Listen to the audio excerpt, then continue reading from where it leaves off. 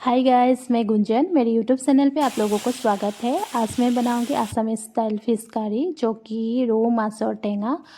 तो ये पहले मैं फ़िश को अच्छी तरह से फ्राई कर रही हूँ। उसके बाद उसी कढ़ाई पे मैं आलू को भी फ्राई कर लूँगी। अगर आप लोगों को मेरा वीडियो देख के अच्छा लगा तो प्लीज़ लाइक कमेंट शेयर ज़रूर कीजिएगा। और अगर अभी तक सब्सक्राइब नहीं किया तो प्लीज़ मेरे चैनल को सब्सक्राइब कीजिएगा। तो उसी कढ़ाई पे मैं थोड़ा सा जीरा और कुटी हुई प्याज यूज़ करूँगी। प्याज को अच्छी तरह से गोल्डन ब्राउन होने तक फ्राई कर लूँगी।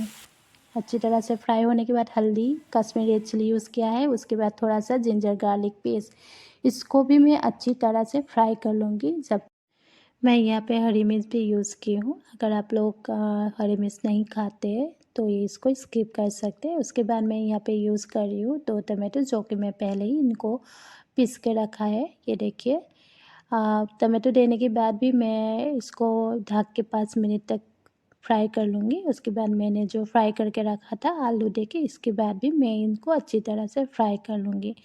उसके बाद मुझे जितना ज़रूरत है उतनी ही मैंने पानी यूज़ किया है। और एक उबाल आने के बाद मैं यहाँ पे जो फ्राई किया हुआ जो फ़िश है वो यहाँ पे डाल दूँगी।